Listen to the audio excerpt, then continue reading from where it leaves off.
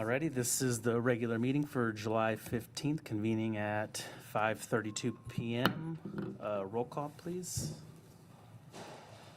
Councilmember Bregman, Councilmember Nakanishi, Councilmember Craig Hensley. Here. Mayor Pro Tem Hothy, Here. and Mayor Yepez is absent for the record. Thank you.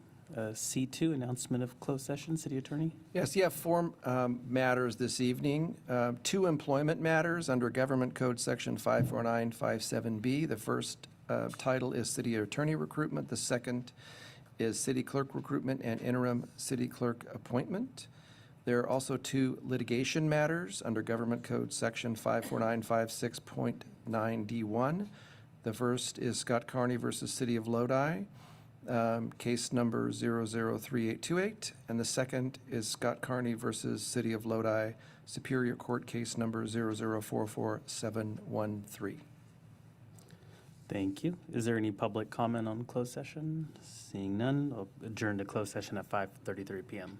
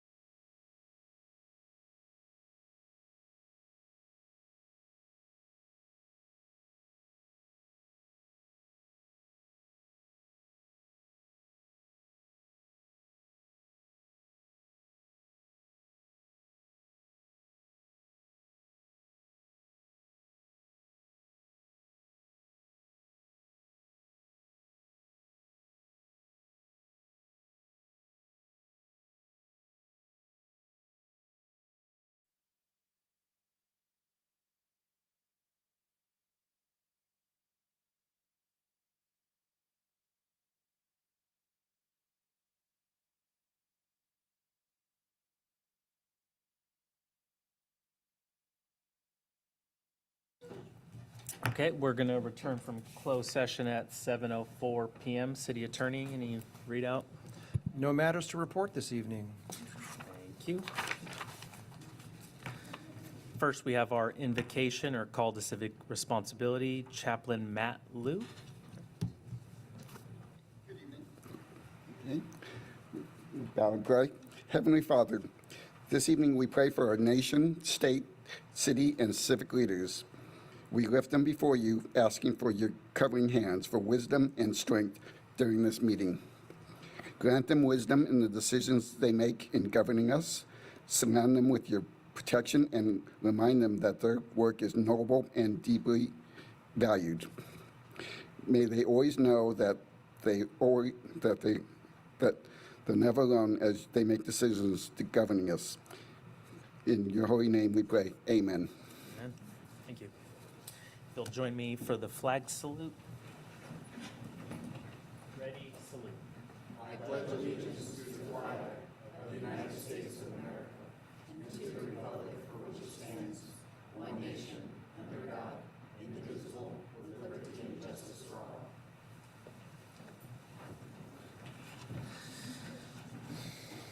So this is the regular meeting for July 15th, convening at 7:06 PM. Roll call, please.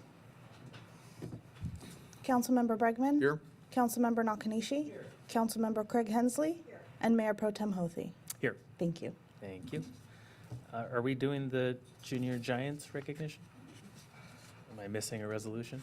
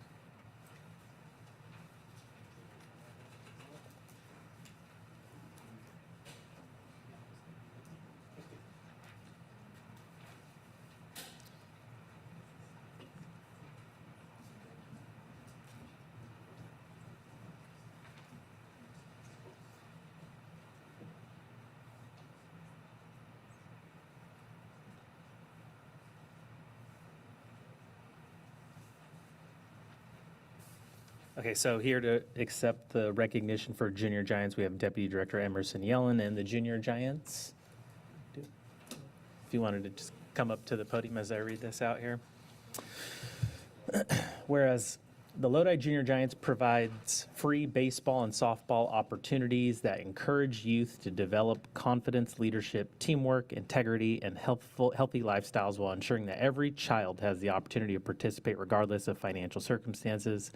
Whereas the Junior Giants is the nation's largest free, non-competitive youth baseball and softball program, serving more than 24,000 young people annually throughout California, Oregon, Nevada, through the support of the San Francisco Giants Community Foundation. Whereas the Lodi Junior Giants has grown into one of the largest Junior Giants leagues in the entire program, and in 2026 proudly serves 563 players on 36 teams, made possible through the dedication of more than 50 volunteer coaches and volunteers, as well as 3 Junior Giant ambassadors serving through AmeriCorps program who work alongside the City of Lodi Parks and Rec Department.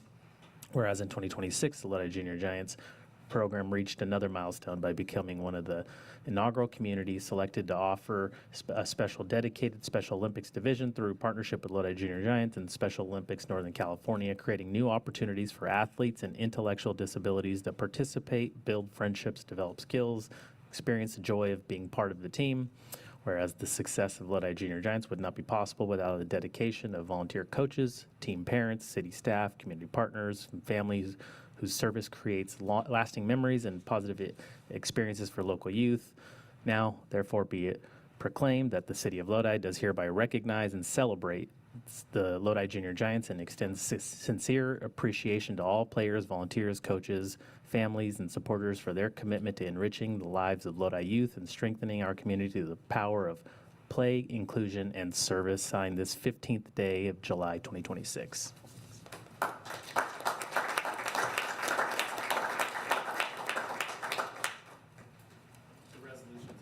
Yeah, you're fine. Thank you. Did you want to say something? No, I can Yeah, thanks. Thank you.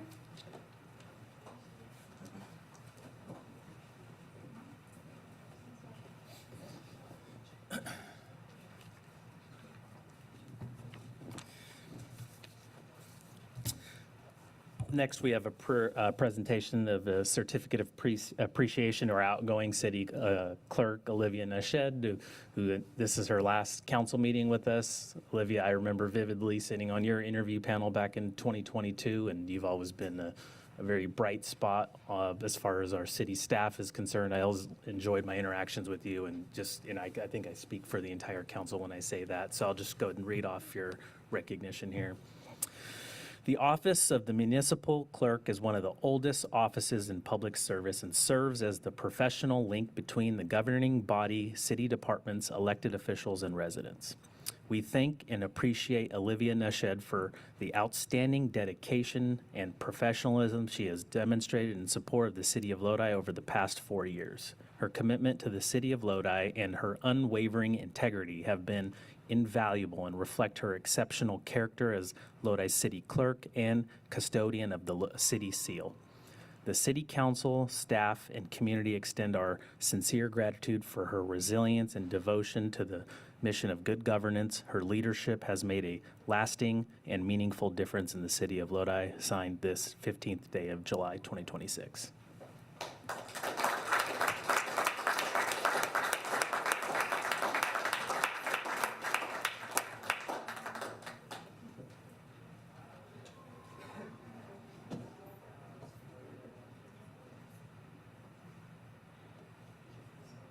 We all get up for the photo? Doing all right? Come on, everybody. She's going to say a few words here to her. Just a thank you to Mayor Pro Tem Hothy, Councilmember Bregman, Councilmember Nakanishi, Councilmember Craig Hensley for the last really memorable 4 years. But I also want to thank the city staff. I know they've all gone home for the evening, but I just want to say a very sincere thank you. I know they serve the city not only with their skills, but also with their hearts. I've seen dedication, I've seen resilience, I've seen commitment to serving the city with the best customer service that they can provide. They have taught me so much in the last 4 years, and I will take those lessons with me on my next adventure. So thank you.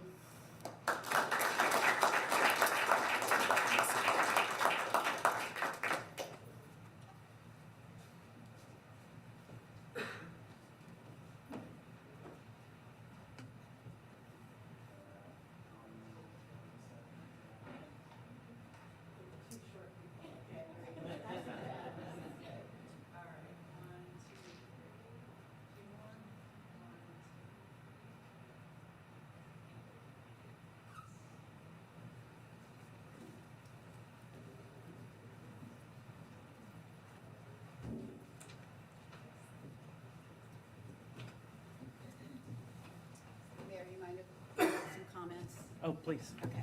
I'm going to comment because I worked so closely with you and Maria when I was serving as mayor. And, you know, it's not fully in your job description, you know, how you serve council.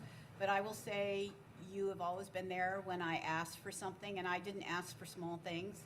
Create a grant program for us, Olivia, okay? I want to fill 47 seats on boards and commissions, Olivia.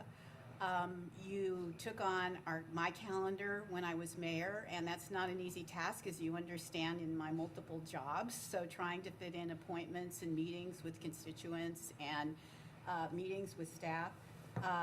You did a phenomenal job. You've reorged that department. And I think we are set well to go into our next few years with a very strong set of guiding principles for that department. And I just know we're going to miss you, and you're irreplaceable. But I get to see you, at least I get to talk with Mayor Marchand, since he sits on my rail commission, and I'll give him heck about the fact that he stole you away from us. So thank you for all of your service to our city. Olivia, thank you very much for your resilience and your patience with me and the rest of the council. We appreciate your time to the city, and again, working for the city of Lodi is more than just a job for you, and I realize that and I recognize that, and I think everyone else in the room knows that. You only can be good at your job if you have to do it, but you can be great at your job if you love it, and you absolutely love it, and the city loves you too. So thank you very much, and best of luck to you in your endeavors. Thank you. Olivia, I've been the mayor, I've been the city council a lot of time, right? And you're one of the best, I must tell you that. You come to your office, you have a smile on your face, you make people feel good, and you've done so much for me. Thank you so much. Great, thank you. Madam City Clerk, for one last time, can you present the consent calendar? Our consent calendar tonight, while it's very few items, there was a lot of minutes, I am proud to say. So shout out to Pam Ferris for all the minutes that she prepared. So we have items C1 to C3. There are no changes, so we submit it to council for your review and approval. Thank you, I believe. Yeah, I'm only pulling C1 for just some additional comment. Thank you for providing a comprehensive list of the back minutes. And just as a note, I've spoken, city manager is going to take a look at these. Oftentimes, there's action items in the minutes that we remind our own selves when we read the minutes about. And kudos to our city manager, who's going to take those on and actually continue crafting a list of items pending for response to council, items completed for response to council, so that we'll understand that these items have been taken care of. So thank you very much for putting that all together for us. That's it. Okay, any other council member comments? Seeing none. Would any members of the public like to pull an item of the consent calendar? Seeing none, entertain a motion. Move to approve consent calendar. Second.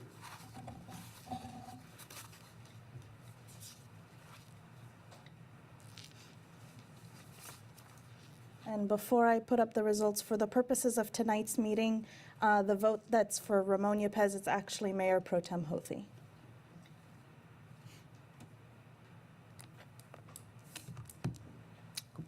Motion passes. Next, comments by the public on non-agenda items. Do we have any comments?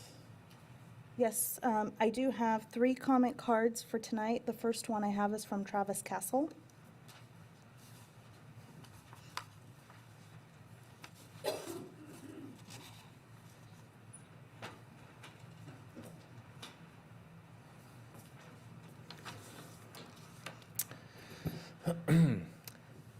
Thank you for having me. So I'm Travis Castle, and I'm the founder of the Path to Humanity. We've been running a discount card program this spring, and the beneficiaries are going to be receiving their checks. So the discount card, you scan a QR code, you have access to thousands of discounts throughout the state of California. And as you see in your packet, we have copies of the checks that are distributed to the beneficiaries. So what happens is the third-party vendor takes $7 per card. The remainder goes to nonprofits, as you can see here. And we'll start with the first beneficiary, which is OMI.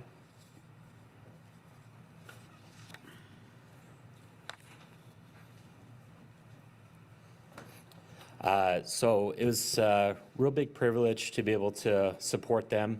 They run the Access Center, and they do a lot of really good work for us, for the city. And it's an absolute honor to present this to them.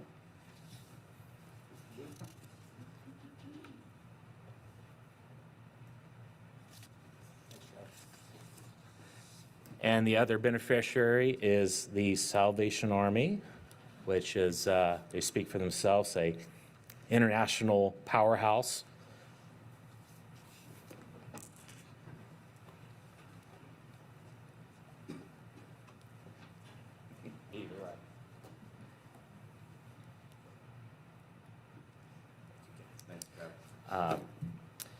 So please feel free to scan the QR code, purchase your discount card.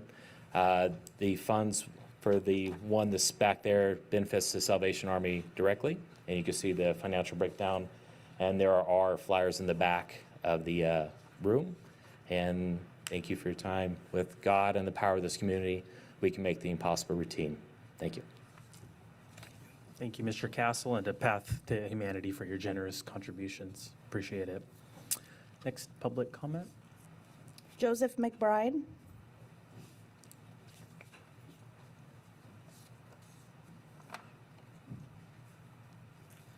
Well, good evening. Thank you for having me. My name is Captain Joseph McBride. I've actually been in this community for about 2 weeks now. I'm the new Corps officer for the Salvation Army Lodi Corps. My wife and I have been appointed to this location.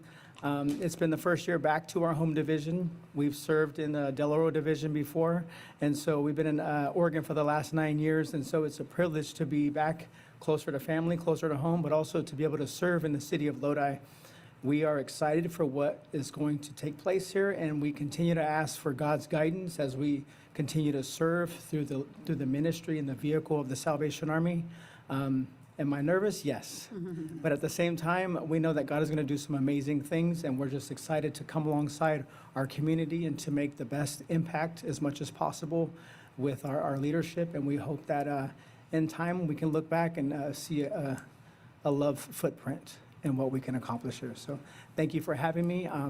If you're wanting to stop by and visit, you know where we're located, and I'd love to meet with you and take some time to really get to know you as well as you get to know me. Thank you very much for having me. Thank you. Welcome to Lodi.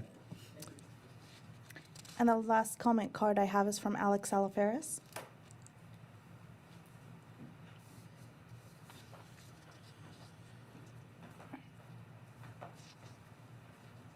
Hello, everybody. Want to bring awareness to an issue on East Locust Street.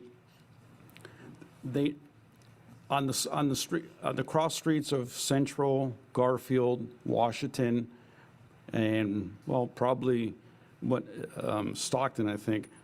But there's been nasty accidents, especially in front of my house, because people on Garfield are trying to take a left turn, and then you have speeders on East Locust.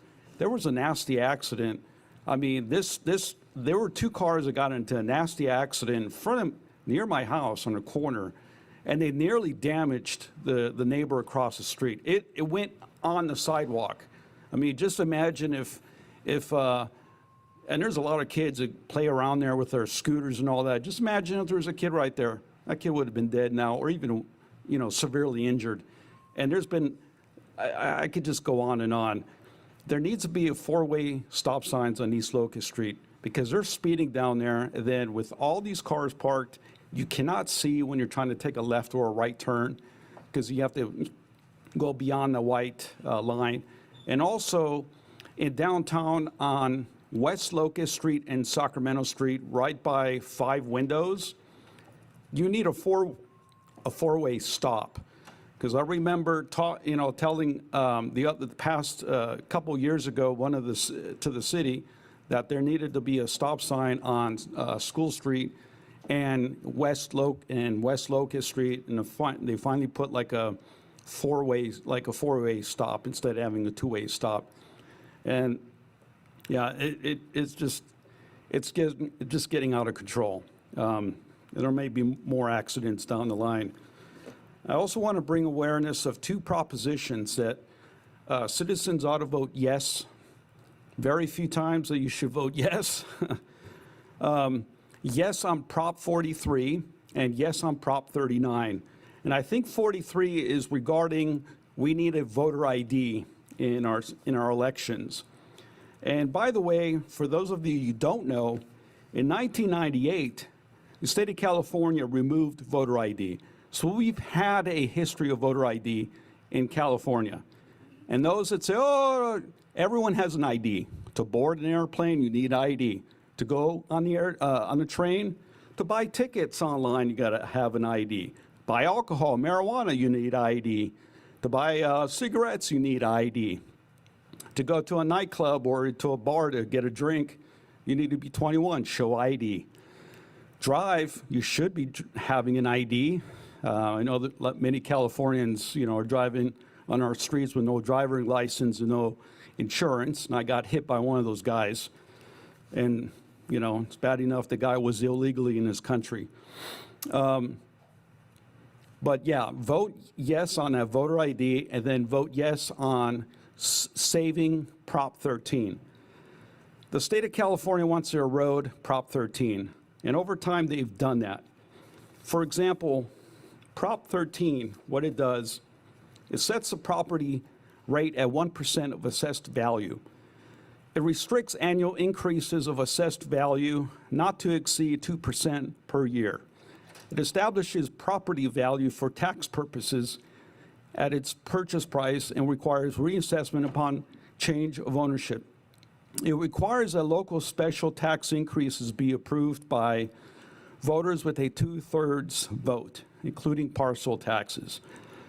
And it requires that state tax increases be approved by a 2/3 vote of each house of the legislature. And as you all know, most of these propositions they put on the ballot, it's all about tax increases, and I could go on. I mean, I got a couple seconds here.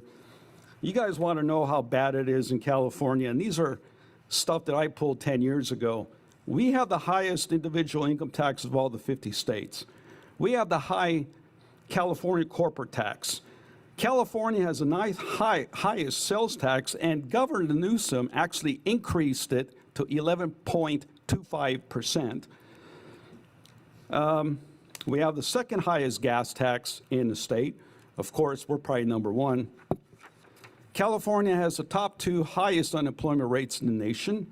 We're worst in the nation for job creation. And California is one of the 5 worst states for retirees to live. Everyone wants to go to Idaho, Florida, Republican states, Texas, Nevada. So, we got a lot of stuff going. Would any other members of the public like to make a comment? Seeing none, council comments on non-agenda? Councilmember Craig? Just a couple of things. Attended this past last week, 2 Rail Commission activities. One was the San Joaquin Regional Rail Commission meeting, and pertinent to Lodi out of that is that the Rail Commission has applied for a CRISI grant to fund the design and planning for the Lodi station, the West Lodi station, so off of Kettleman. So whereas that project had taken a pause for a while, it's now back in the run of activities for the Rail Commission. So that's one thing.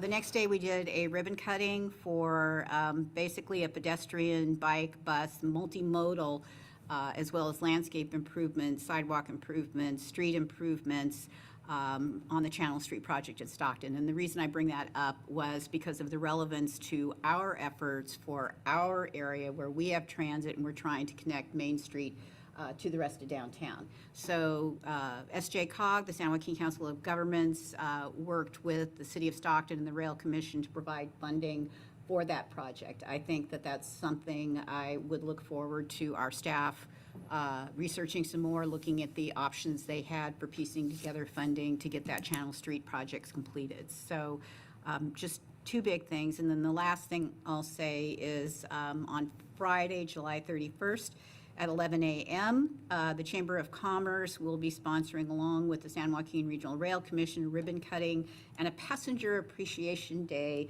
at our transit center because of the Gold Runner Amtrak line that comes through there around 11:30 each day now. So just a few things to be aware of with Lodi. So thank you. Councilmember Bregman? Yep, got a few updates. So number one, I have a meeting with the Delta Protection Commission tomorrow, which I'm a representative for and current commissioner. We are currently in a lawsuit, as well as a few other groups against California to again fight the Delta tunnels. Very glad to be a part of that fight. Of course, it's been a year-long process, or many-year-long process, to ensure that that doesn't happen in general. I do have something for the council to consider. For those of you that recognize the name Jack Fiore, Jack was a part of a major fundraising push back in about 2014 to fix up the Great Bowl. There was some buzz around town when he did pass away a few months ago about renaming the entire Great Bowl in his honor. My suggestion is we rename a piece of the Great Bowl after him, such as the bleachers, open to different ideas on that. But at the time, he raised about I think it was about $2 million. And we do have a new committee based on helping to fix up the Great Bowl. But I think it's a great thing to be able to give appreciation to somebody that gave it his all when it comes to a city park. Would love to hear your thoughts on that. Besides that, I served in the Kiwanis Pancake Breakfast this last 4th of July. I think we served around 4,000 people. It's actually the largest turnout in our history. Pretty efficient. Our hands were hurting afterwards, that's for sure. But thank you for all those that attended and or helped. So that was a great event. But again, just wanted to reach out, see if council has any opinions over renaming, again, a piece of the Great Bowl after Jack. I like it. Sounds good to me. I know Jack.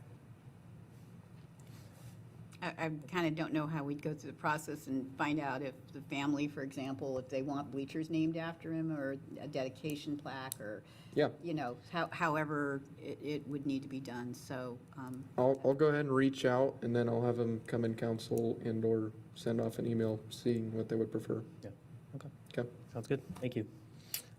While we're on the topic of naming things, Councilmember Craig and I had the opportunity to go to John Ledbetter's funeral last week, and I did suggest to one of the family members with the Access Center, new facility potentially opening or soon here, some sort of a naming thing because of John's work in that space, and so.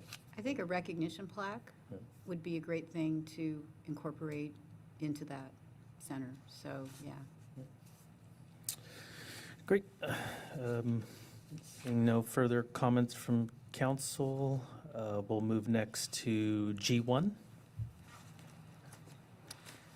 G1 is a presentation on Opportunity Zones 2.0 program, and I'll turn it over to our Economic Development Director, Luis Aguilar, for the presentation. Good evening, Mayor Pro Tem, council members. Luis Aguilar, Economic Development Director. So I have a brief presentation for you tonight on the Opportunity Zones program.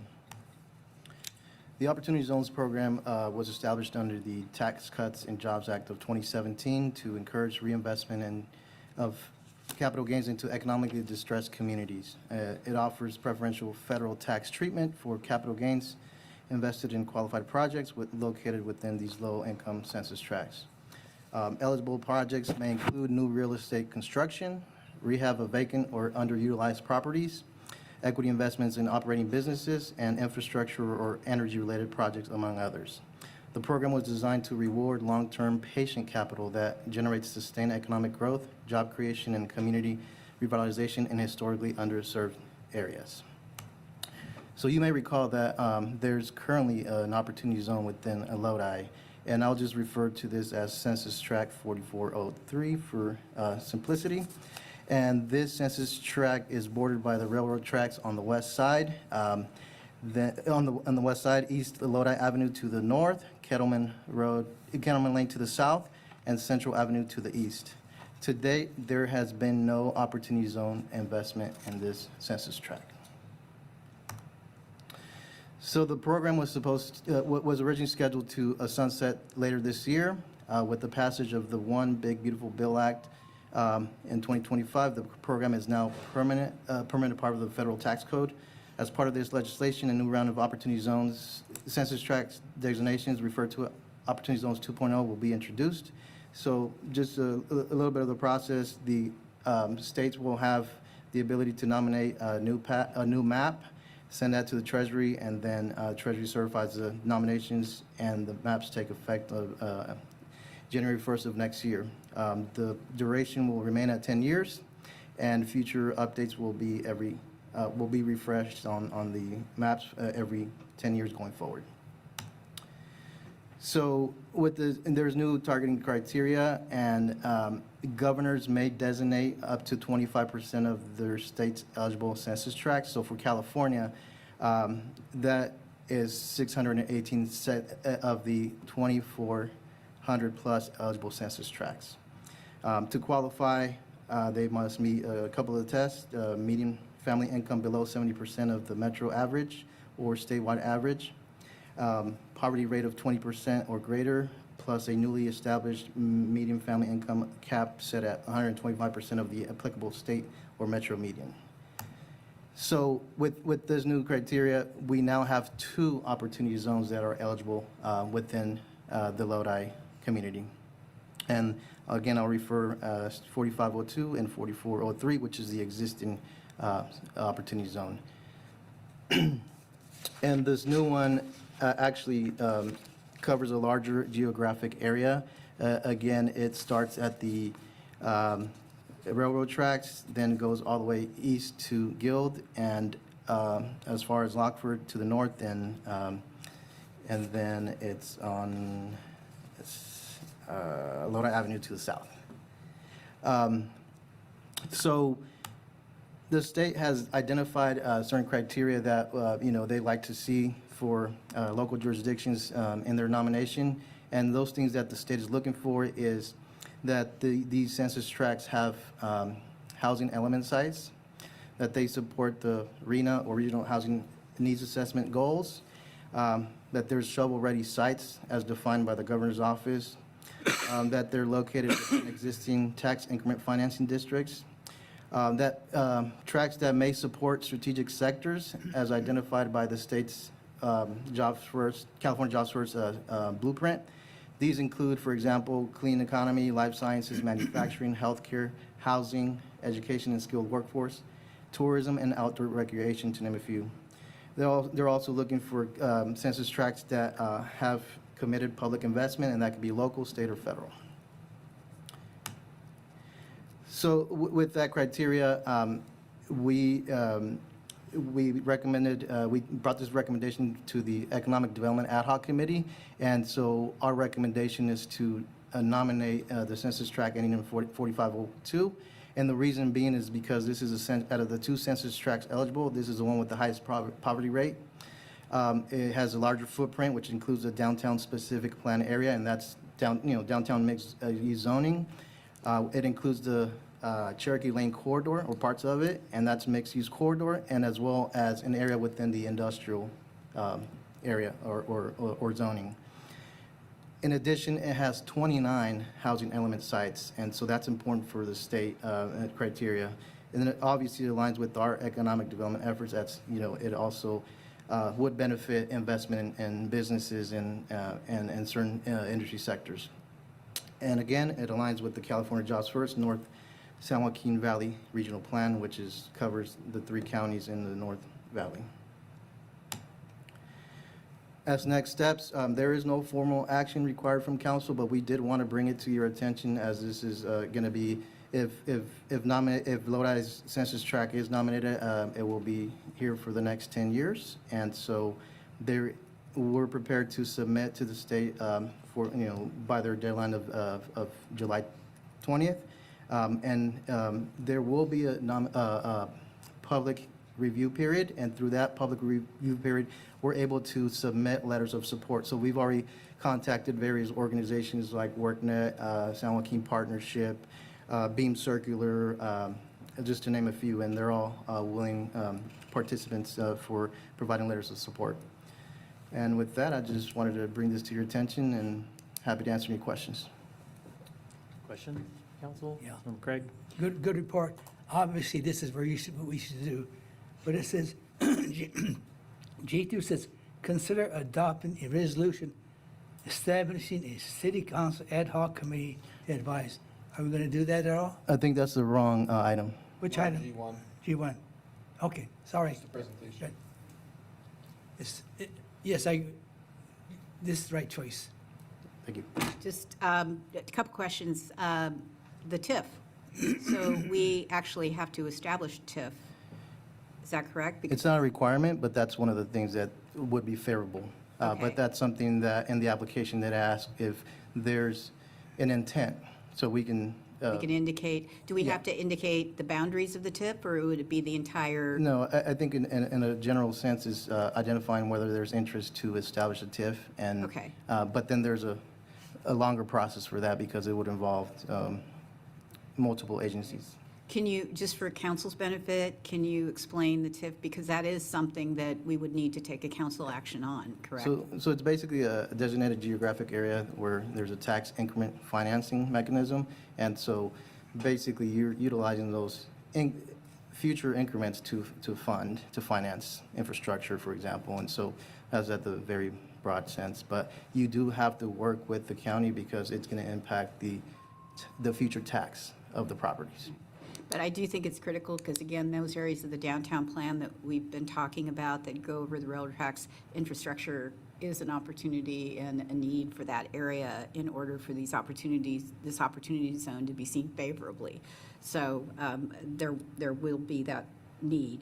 On letters of support, County Board of Supervisors, can you get that from them? Yeah, so I've been working with the County Economic Development Association. So, Right. they're obviously in support of this, so. Okay. All right. Thank you. Good work. So we submit the nomination form and it goes to GoBiz and their board for approval? Correct. It goes to GoBiz, and then there's a public review period, and then the governor's office will then determine which of the eligible nominated census tracts are going to make it on the list for California, and then they submit to the Treasury for certification. But it is pretty competitive because it's only 25% of the eligible census tracts. So our thinking behind, even though we have two, the one that we think has a higher chance of being selected by GoBiz is the one that has the greater reach in terms of zoning and opportunities, and in terms of the housing element sites and the RENA. So it checks a lot of the boxes. Okay, thank you. Do we have any public comments on this item? Seeing none, I'll entertain a motion. Well, I think it's no formal action taken. Oh, sorry. Okay. Okay, great, all right. Thank you, Luis. G2, G2 is to consider adopting resolution establishing a city council ad hoc committee to advise and make recommendations on the request for proposal for federal and state government relations services and setting committee objectives and tasks. And I will turn it over to our city manager, Kara Reddick, for that report. Good evening, Mayor Pro Tem and members of the City Council. Kara Reddick, City Manager. Staff is recommending that the City Council create a limited-term, limited-scope ad hoc committee to devise on the city's upcoming request for proposal or request for qualification process for federal and state government relations services. This is a different approach that is normally taken, having a City Council member review proposals with staff and provide direction on those initial documents. But often when the city is engaging in legislation, City Council members are right there at the table, so it's important that any firm selected has a good relationship with our City Council members. So I would be looking for 2 members of the council that would like to serve on this limited committee. nominate myself, And myself. We've had this discussion, so. yeah. And maybe we could help with the GoBiz thing with lobbying once this Yeah. gets going here, so. Is everybody okay with that? Yeah, fine. Great. Okay. Good choice. Just clarify, I know we've written up, we're being fairly flexible, but you're entertaining the RFQ versus the RFP process in this selection process, correct?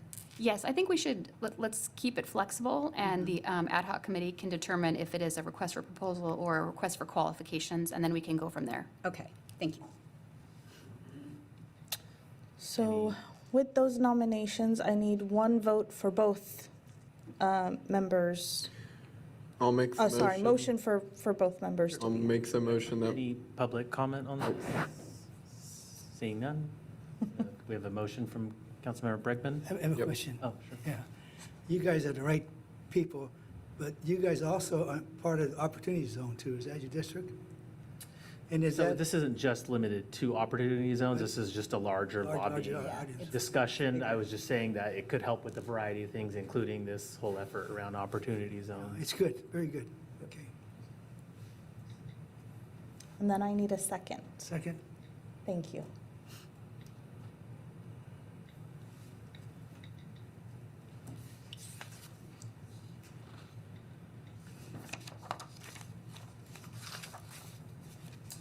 Great, motion passes. Thank you. G3. G3 is to adopt a resolution appointing Walford Solorzano as interim city clerk at a rate of $70.41 per hour and approving the corresponding employment agreement. And I'll turn it over to our Human Resources Manager, James Peavy, for that report. Great, thank you very much. So effective August 3rd, 2026, the city clerk position will become vacant, and during the permanent city clerk recruitment process, the city would like to appoint a person with specialized skills qualified to fill the city clerk role on an interim basis. The proposed candidate, Walford Solorzano, has approximately 20 years of public sector experience, with approximately 9 years serving in the city clerk's office in the role of either a city clerk, an assistant city clerk, or a deputy city clerk. At its regular meeting on July 1st, 2026, council directed an item to be placed on the city council agenda to consider the appointment of Mr. Solorzano to interim city clerk for a limited duration. He also desires to accept the appointment as the city's interim city clerk and will be compensated at the rate of $70.41 per hour. He will receive the following basic benefits: sick leave accrual at the rate of 1 hour for every 30 hours worked, and contribution of the city's employer portion to his CalPERS account, with him also contributing the employee's portion to his CalPERS account. The city will not provide other benefits to him. His anticipated start date is July 28th, 2026, allowing for a brief transition period to allow the outgoing city clerk to spend her remaining time transferring institutional knowledge and ensuring a seamless transfer of responsibilities.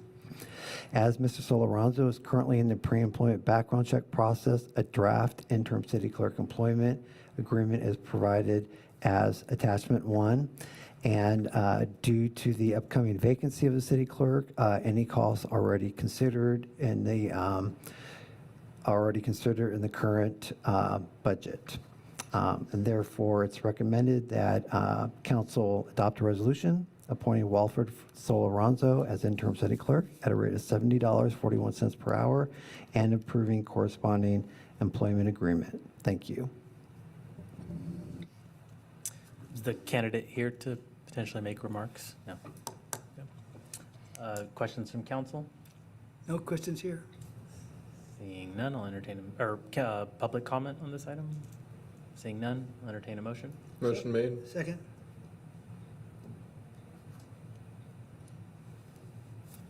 Doctor? Thank you.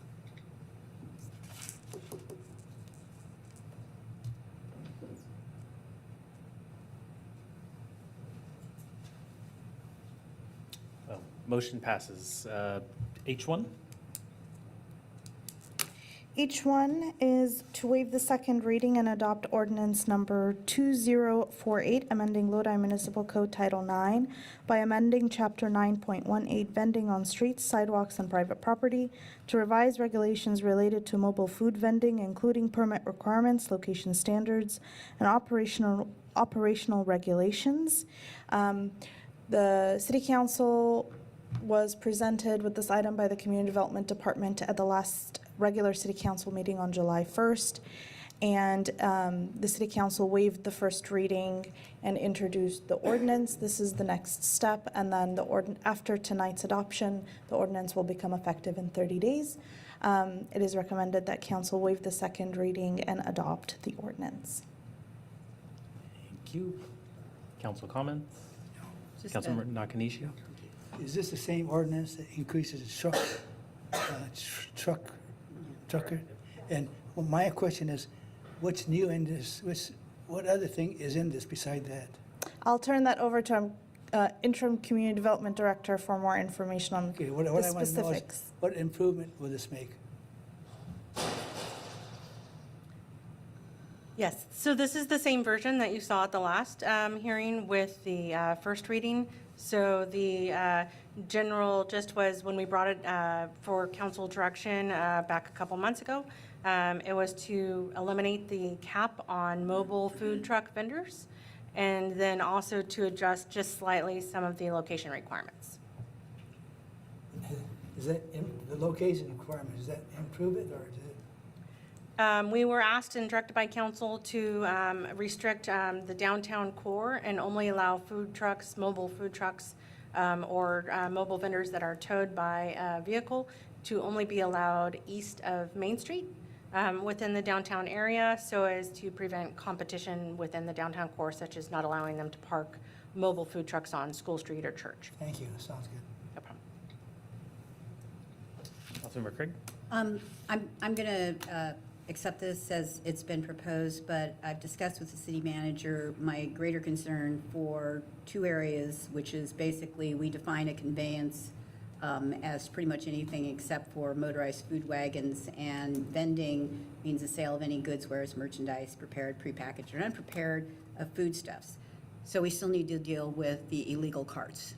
And there's language in here that allows for enforcement of this, but I am not sure that this is comprehensive enough when it comes to that. So whether it's peddler's license, whether it's another section in the ordinance that addresses that specifically, I'm going to say for the second time, I'm tired of reading shift summaries. Not that I don't want them. I want to see them, Captain Kent. But where we're having crowds gather, particularly in downtown, showing colors, demonstrating the propensity for violence, just too large a crowd. And on top of that, all our officers are having to monitor that situation during shift changes. And that's potentially putting a lot of people in danger. So however that needs to be addressed, I'd like to get an update back to council on, I understand from Chief that we're looking at a task force to deal with this issue. I very much appreciate that. I don't want this to appear to those that are illegally vending that this is for them. This is not for them. This is for those food trucks that go through all of the processes, permitting that they need to operate legally. So just distinguishing that. So maybe at another future meeting, you can give us a more. Yes, for sure. So we're creating an internal task force to talk about how to combat illegal food vending. That is a different section of the municipal code than we're talking about tonight. So we will return to the council. We have a meeting in early August. We'll talk about strategies that we can use that will be effective, and then we'll return to council with an update. Very much appreciated. And Captain Kent, thank you to your men and women for hanging in there with us. We do have your back on this, so thank you. Thank you. Comments from the public? Seeing none, I'll entertain a motion. Motion made. Second.